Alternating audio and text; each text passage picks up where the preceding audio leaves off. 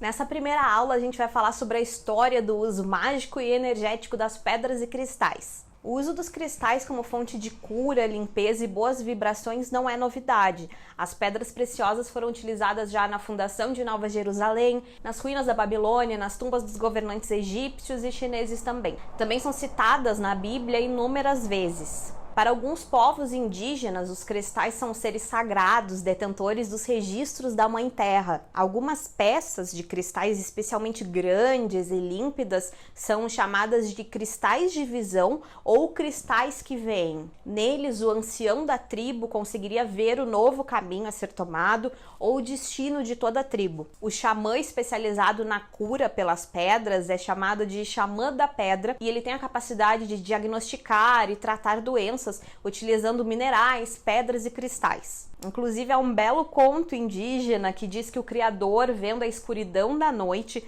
pegou um cristal de quartzo, despedaçou em vários pedaços, jogou no universo, criando assim as estrelas. Já os gregos utilizavam os cristais para cauterizar feridas, afastar doenças, os maias e sumérios tinham como elementos de cura e os egípcios colocavam cristais na ponta das pirâmides para canalizar forças cósmicas. Inclusive, algumas histórias e lendas antigas descritas por Platão dizem que as antigas civilizações da Lemúria e Atlântida utilizavam a energia derivada dos cristais na tecnologia e uso prático. Essas histórias contam que a civilização atlântica, através dos cristais, canalizava e aproveitava a energia cósmica, além de usar como sinais de luz, que serviam como comunicador telepático com os antepassados universais. Os conhecimentos dos cristais foram perpetuados no Egito, na América do Sul e no Tibete, principalmente.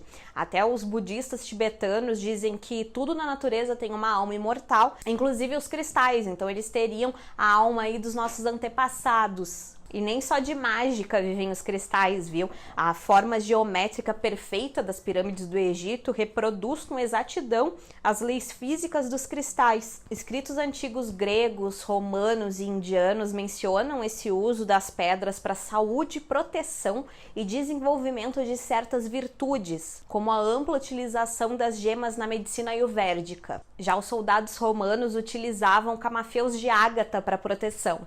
Tratados astrológicos datados de mais ou menos 400 anos antes de Cristo, escritos aí em sânscrito, contêm detalhadas informações sobre a origem e poder das pedras e cristais. Então isso é um estudo que já vem muito antes da gente.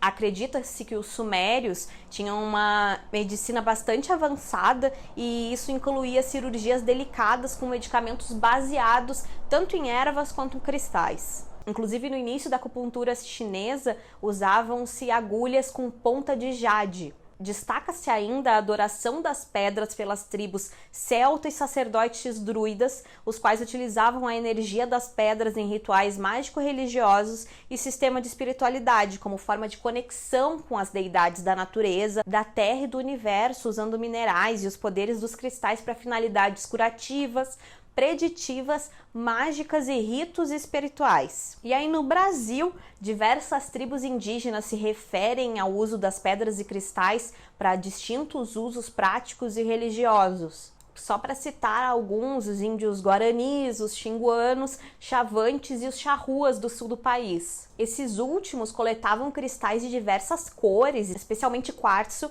e utilizavam disposições curativas sobre o corpo para despertar qualidades energéticas e psíquicas. Isso é bem parecido com o tratamento dos chakras por meio dos cristais. Os índios tucanos da Amazônia contam que foi sentado num banco de quartzo que o avô do universo decidiu criar o homem. Todos os povos citados aqui nessa aula são povos que aprenderam a viver em harmonia com a natureza durante milênios, em equilíbrio com o meio ambiente, utilizando com sabedoria os recursos da terra como base para sua vida, medicina, cultura e espiritualidade. E ao longo desse curso nós vamos também aprender a trabalhar em harmonia com essas energias.